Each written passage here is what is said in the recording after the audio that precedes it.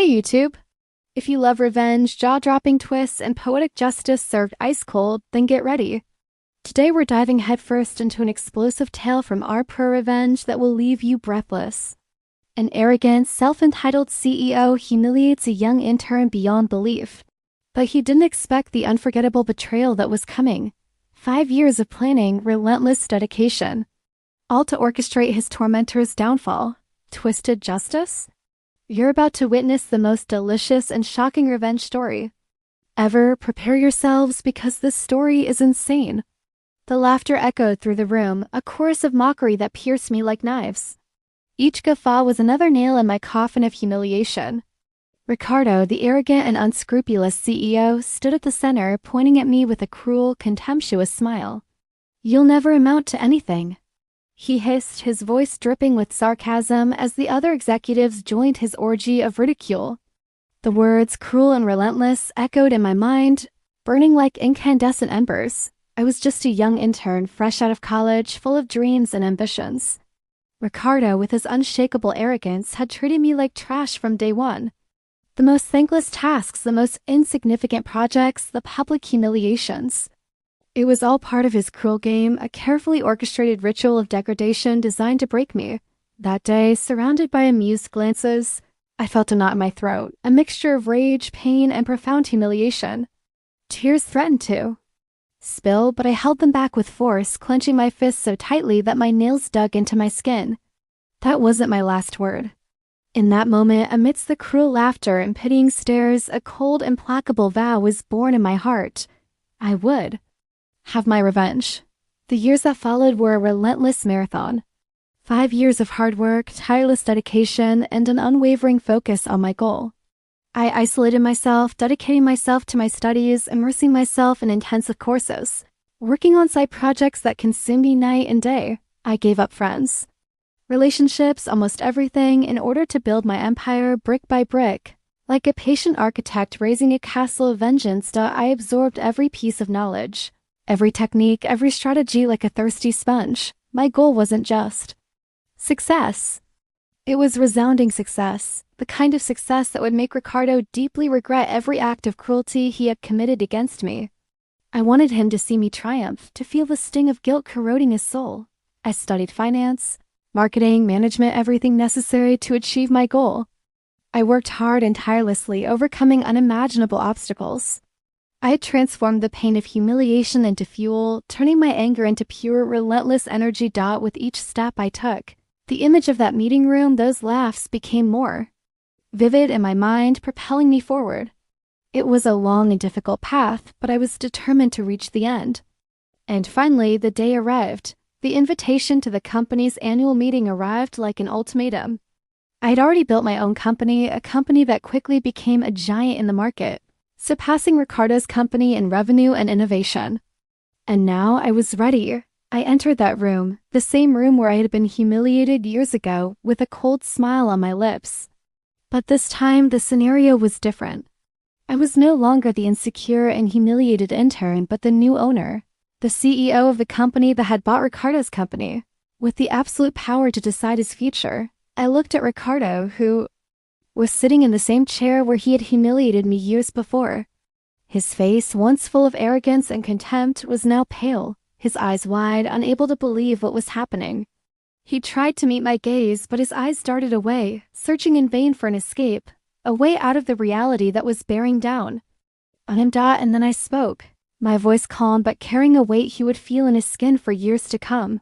"Ricardo, I remember every laugh, every cruel word you said to me. I remember the pain, the humiliation, the bitter taste of injustice. 5 years. 5 years I worked tirelessly, turning your cruelty into fuel for my success. And today, my success is your ruin." The room fell silent, a deafening silence that amplified my triumph. That silence was the echo of the laughter that once filled the space, now replaced by the thunder of my success. I saw fear creep into his eyes, the arrogance melting like snow in the sun. He tried to speak, but the words failed him, choked in his throat. His body trembled, a mixture of terror and regret. I approached, feeling a bitter satisfaction, a triumph. That brought me no joy, but a strange sense of emptiness. Revenge, I discovered, is not a feast, but a bitter chalice. I could fire you right now, I continued, my voice low but implacable. I could leave you in misery, just as you tried to leave. Me, I could destroy everything you've built. I observed his expression, the agony in his eyes, a reflection of the pain he had caused me. The image of his humiliation gave me a strange feeling, a mixture of justice and revulsion. Was I becoming like him? A chill ran down my spine. Revenge, like a double-edged sword, wounded him, but it also wounded me. He was a defeated man, and I, the victor who felt worse than before. The joy of victory was an illusion, a chimera. The emptiness inside me was greater than the satisfaction of revenge. But I'm not going to do that, I murmured, my voice almost inaudible. The surprise on his face was palpable. He didn't expect this. I was playing a different game, a more complex, darker game. I'm going to give you a chance, Ricardo. A chance to redeem yourself. A chance to show that you've learned something. He looked at me, confused, incredulous. But know that this chance is only one. A single opportunity to prove that you're not the monster I thought you were. He opened his mouth to speak, but I interrupted him. Your chance starts now. Sign these papers. I handed him a thick envelope. He hesitated, fear and hope battling within him. He looked at the papers, then at me, his eyes full of a mixture of fear and disbelief. He took the envelope, his hands trembling. With a slow and hesitant movement, he opened the envelope. And then a scream ripped through the silence of the room, not a scream of pain, but a scream of horror. Inside the envelope, there were not the dismissal papers he expected, but a photograph. A photograph of him in a compromising, incriminating situation that could destroy his reputation and his life. A situation he believed was buried forever in the past. The image was sharp, brutally clear, showing details he thought no one else knew. The photo depicted him in an act of corruption, an act so serious it could land him in jail. The room was petrified. The silence was heavy, charged with palpable tension. Ricardo, his face as white as a sheet, was trying to understand how I had gotten that photo, how I had discovered his darkest secret. He looked at me, his eyes full of a mixture of terror and rage. His chance at redemption had turned into a death trap. My heart pounded in my chest. I had played my game, but the rules had changed. Revenge had taken an unexpected turn, a darker and more complex path than I had imagined. The justice I sought, the justice I thought I deserved, seemed to be slipping through my fingers. The feeling of emptiness I had felt before now intensified, turning into a whirlwind of doubts and anxieties. Had I gone too far? Had my quest for revenge transformed me into something worse than Ricardo? Had I simply traded one form of cruelty for another? The thoughts haunted me, suffocating me like a knot in my throat. Ricardo, still in shock, tried to speak, but his voice failed him. He tried to stand, but his legs gave way, causing him to collapse in his chair. The humiliation he had inflicted on me years ago was now reflected in his own face, amplified by his own guilt. His mask of arrogance had fallen, revealing a defeated, desperate man on the verge of collapse. At that moment, the door to the room opened, revealing an unexpected figure, a detective with a cold, implacable gaze. He approached, walking with firm and decisive steps, his eyes fixed on Ricardo. He extended his hand, pointing to the detective. He gave me the photo. He wanted me to do this. Ricardo mumbled, his voice broken, his gaze lost. The detective, without saying a word, took the photo from his trembling hands. He examined the image, analyzing every detail, every shadow. Then he looked at me, a penetrating gaze that seemed capable of deciphering my soul. However, before he could speak, a new and unexpected character appeared in the doorway, an elegant woman with a mysterious smile on her lips. She held an envelope in her hand, the same elegant calligraphy as the invitation to the annual meeting. She approached and whispered in the detective's ear, revealing shocking information that completely changes the course of the story. What did she reveal? What happened to Ricardo? And more importantly, what is my role in this complex and unexpected plot? The woman's smile was a veil over a deadly secret. The detective, initially perplexed, raised an eyebrow, his gaze becoming icy. The information whispered in his ear seemed to freeze the air, transforming the already tense atmosphere into an environment charged with mortal expectation. Ricardo, still in shock, watched the scene with wide eyes, unable to comprehend the twist that was unfolding before him. A chill ran down my spine. The woman, unknown until that moment, was a piece I hadn't foreseen in my elaborate game of chess. Her intervention broke the delicate balance I had built, throwing everything into unpredictable chaos. The feeling of control, so carefully cultivated for years, slipped away like sand through my hands. My triumph, so close, now seemed like a mirage in the desert. The woman, without taking her eyes off the detective, extended the envelope with a slow and calculating gesture. The detective examined it carefully, his fingers tracing the fine edges of the paper. A heavy silence filled the room, the ticking of the clock sounding like a hammer beating against my brain. Every second was an eternity, every breath was a weight on my chest. My internal monologue was a symphony of anguish. Asterisk, who is this woman? What does she know? How does she fit into this story? The questions hammered at my mind as I tried to decipher the enigma that presented itself. The meticulously planned revenge, the house of cards I had built with so much effort, was about to collapse. The detective, after reading the contents of the envelope, looked at me with a look that allowed no interpretation. It was a look of suspicion, of interrogation that threw me back into the darkness of my past. The years of hard work, the sacrifices, the humiliation transformed into fuel.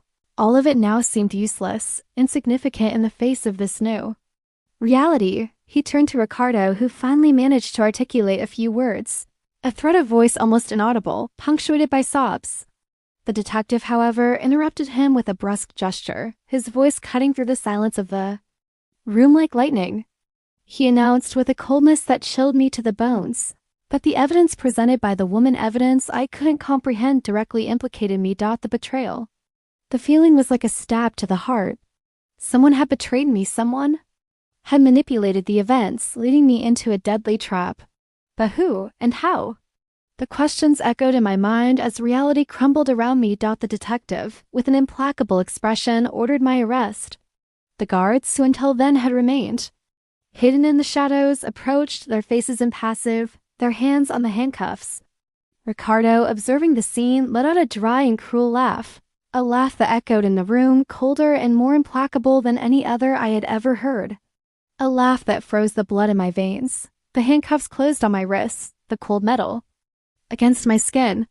The humiliation, so carefully avoided for all these years, struck me with brutal force.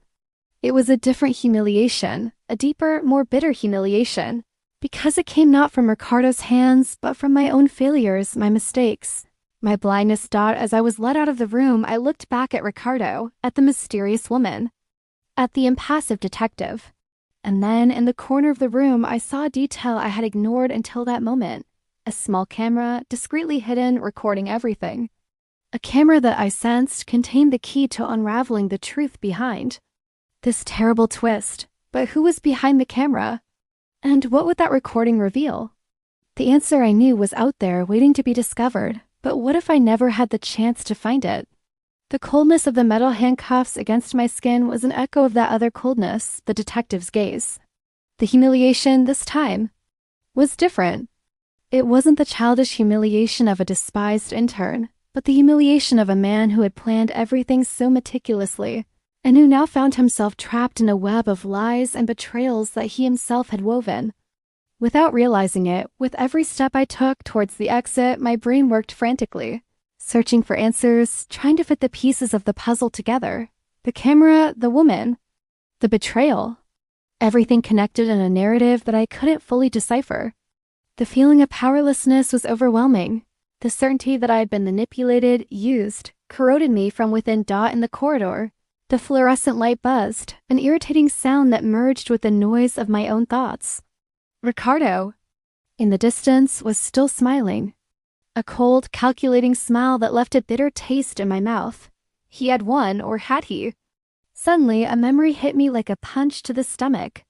A tiny detail, almost insignificant, that I had overlooked in that meeting room. A slight tremor in the woman's hand when she handed the envelope to the detective. A tremor I had attributed to nervousness, but which now revealed itself as a possible sign of a lie. And then a new possibility arose in my mind. A bold, almost unbelievable hypothesis. What if the woman wasn't on the detective's side? What if she was also a piece in the game, a piece I couldn't decipher? What if this whole scenario was an elaborate staging, a plan to incriminate me, to destroy me completely? The idea struck me with force, a ray of hope amidst the darkness. If I could prove that I had been deceived, that I was the victim of a conspiracy, I would still have a chance. But how? The evidence was against me, the facts were irrefutable, or were they? The image of the camera, hidden in the corner of the room, returned to my mind. That small device could be my salvation, the key to unraveling the truth. If I could access that recording, I could prove my innocence, expose the real culprits. Upon entering the police car, the feeling of physical imprisonment merged with the feeling of mental imprisonment. The fight was now against time, against manipulation, against the truth itself. I needed to find a way to access that recording, to prove my innocence before it was too late. Thoughts tumbled in my mind, creating a whirlwind of possibilities and strategies. I would need help, someone to trust. Someone inside the company, someone who could help me recover the recording. But who could I trust? Ricardo? Impossible. The mysterious woman? Even more improbable. However, there was one person. A former coworker, an intern who, like me, had been humiliated by Ricardo. A smart, perceptive young man who had always shown loyalty and integrity. He was my only hope, the only person I could trust. But there was a problem. He had left the company a few months ago, disappearing without a trace. Finding him would be a difficult, almost impossible task. But I would have to try because my freedom, my life, depended on it. With superhuman effort, I managed to stay calm, disguising the whirlwind of emotions that plagued me. In the back seat of the police car, as the city passed in a blur of lights and shadows, I began to devise a plan. A risky, desperate plan, but one that could be my only chance to escape the deadly trap that had been so meticulously set against me. The police car continued on its way, taking me to an unknown place, a place that could be my end or my new beginning. But at that moment, deep in my soul, a thread of hope still shone. I needed to find my former coworker, and I would find him no matter the cost. But upon arriving at the station, a new and unexpected event strikes me. My former colleague is there, waiting for me, with an enigmatic smile and an envelope in his hand, an envelope identical to the one the mysterious woman had presented to the detective. Inside, a single card. The truth is not what it seems. Prepare for the next act. His smile was a veil over an even deadlier secret. The trap, I realized, was much deeper than I could have imagined. I had escaped Ricardo, but I had fallen into a much larger, more complex, more dangerous, and completely unexpected trap. The fight for my freedom, for my revenge, was only just beginning. His smile was a silent insult, a cruel provocation that hit me harder than any punch. My former colleague, Marcos, was there at the station a few feet from me with a smile that froze the blood in my veins. He knew me, knew my story, my quest for justice. And now he was there, in that situation, with an envelope identical to the one that had sealed my fate. A chill ran down my spine. Asterisk, how did he know? How did he manage to anticipate my steps? The questions hammered at my mind as I tried to understand the meaning of that surreal scene. The betrayal, the manipulation were evident, but the complexity of the game eluded me. Marcos, my friend, my ally, had betrayed me? Or was he just another piece on the board, a piece I couldn't yet decipher? My heart pounded in my chest, a frantic rhythm that echoed the despair that consumed me. The hope that had arisen for a brief moment faded like smoke in the wind. The trap was much more elaborate than I had imagined, much deeper, much more dangerous. The detective, impassive, observed the scene, his gaze as cold as steel. He didn't seem surprised by Marco's presence, which made me think that perhaps he was also part of the conspiracy. The feeling of being a pawn in a deadly game of chess intensified with each passing second. Marcos approached, his steps slow, measured as if he were savoring every moment of my growing anguish. He extended the envelope, the calligraphy identical to that of the invitation to the annual meeting, an elegant and menacing signature. That envelope was a sentence, an ultimatum. "The truth is not what it seems," Marcos whispered, his voice a gentle poison that penetrated my soul. "Prepare for the next act." The smile on his face was a smile of triumph, of superiority, a smile that told me he knew something I didn't know, something that would completely change the course of history. That next act was a veiled threat. a promise of suffering and anticipation of the pain to come. I felt the trap closing around me with every word, every gesture, every look. I was lost in a labyrinth of lies, surrounded by enemies I couldn't identify. The handcuffs weighed on my wrists, a physical weight that reflected the weight of my soul. The feeling of powerlessness was overwhelming, the certainty that I had been manipulated, deceived, used. But by whom, and for what? Marcos stepped back, leaving me there in the cold corridor of the police station, surrounded by impassive officers. His eyes for a moment met mine, and in them I saw not compassion, but a glacial coldness and empty gaze. As if he were no longer the friend I knew, the envelope remained in my hands, a heavy object charged with a meaning I couldn't yet decipher. Inside it, only a card, an enigmatic phrase that left me even more lost, more confused, more desperate. The truth, according to Marcos, was not what it seemed. But what, then, was the truth? As the police car drove away, taking me to an uncertain destination, the image of Marcos, with that cruel smile, remained etched in my mind. He'd been my friend, my confidant, my ally. Or had he always been my enemy? The hidden camera in the meeting room, the mysterious woman, the implacable detective. All the pieces of the puzzle seemed to fit together, but the complete picture remained obscure, enigmatic.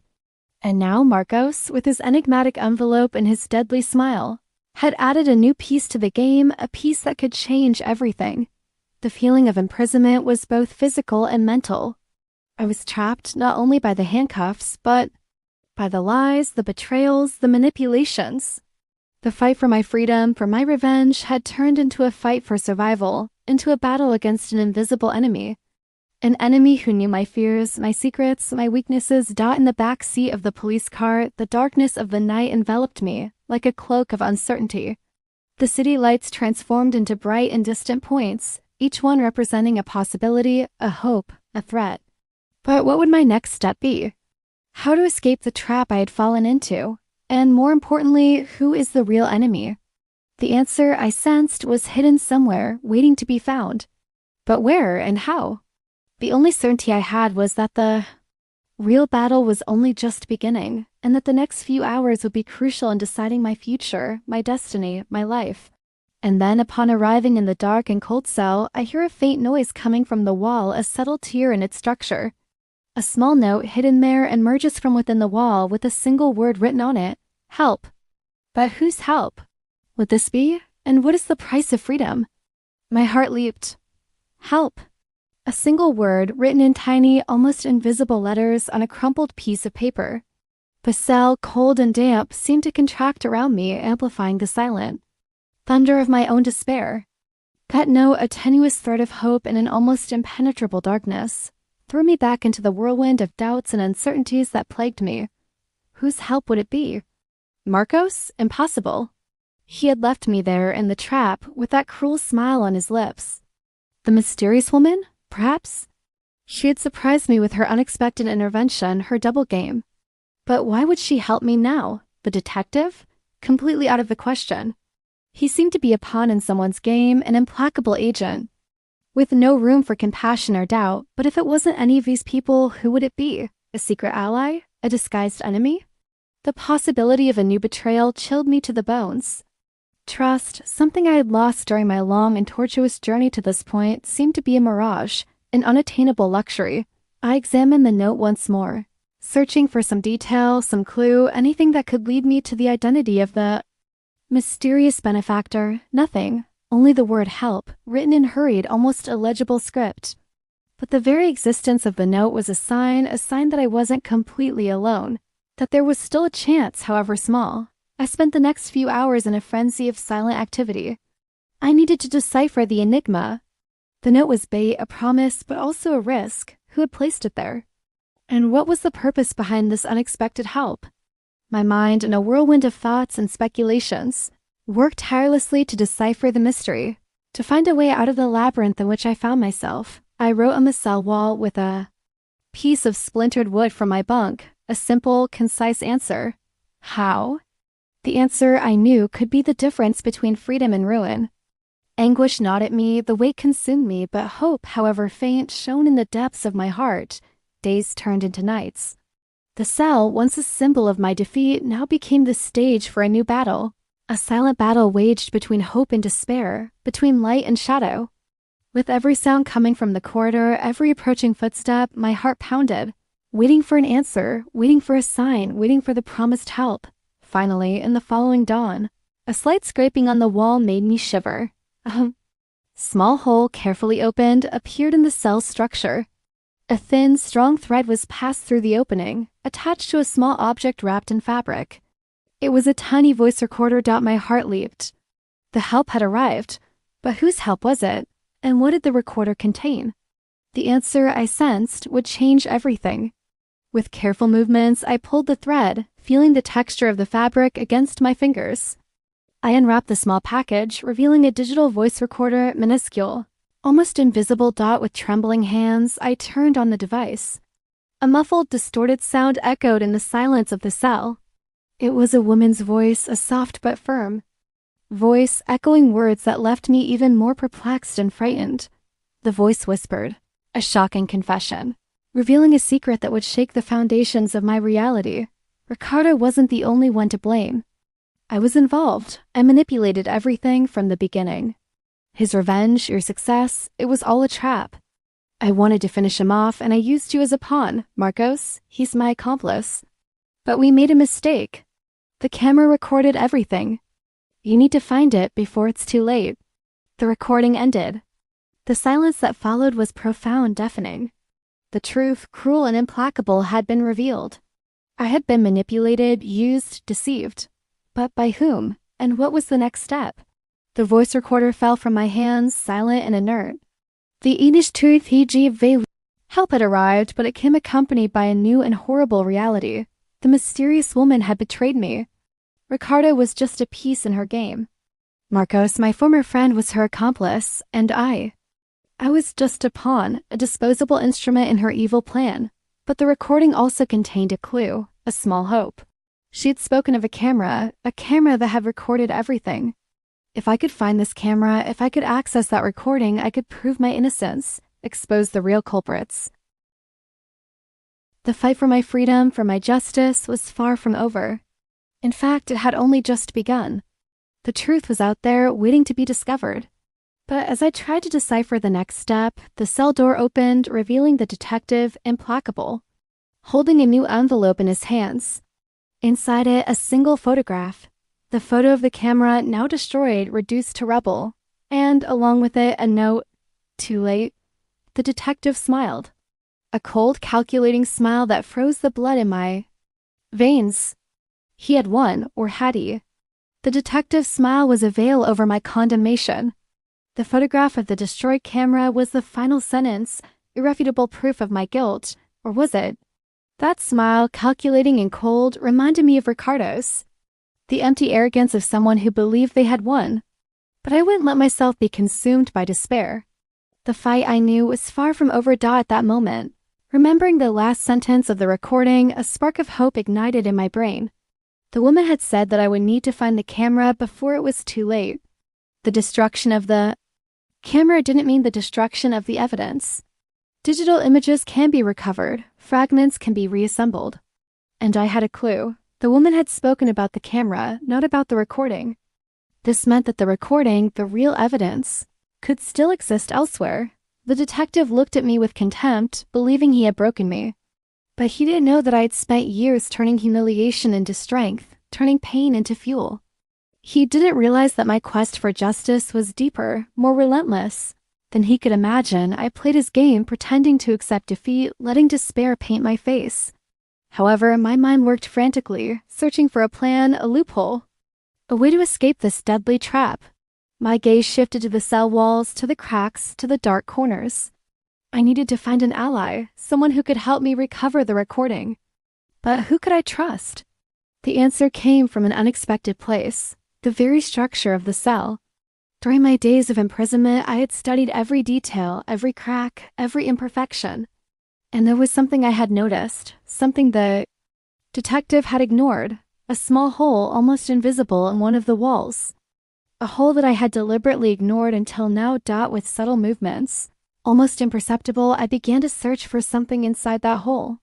My calloused fingers, accustomed to hard work, found something small, wrapped in paper. It was a memory. Card carefully hidden. My heart leaped. It was a chance. A single chance. I waited for the right moment, feigning complete submission. When the detective was distracted for a brief moment, I used the small piece of wood I had used to write on the wall to insert the card into a small slot I had discovered in my cell phone, a modification I had made years ago, aiming for security. The phone, which had been confiscated but not completely searched, contained data recovery software that I had developed in minutes. The recording was in my possession. The evidence that could save me. The evidence that could destroy Ricardo, the woman, and Marcos. I had used my intelligence, my perseverance, my skill to overcome the trap. I had turned my imprisonment into an opportunity. The recording, when played, revealed the complete truth. The conspiracy, the manipulation, the betrayal. The woman, the true mastermind behind everything, had used Ricardo as a pawn, and me as another. Marcos was her accomplice, helping to orchestrate the perfect trap. The detective, blinded by his own ambition, had become a tool in her hands. With the evidence in my hands, I knew I had won.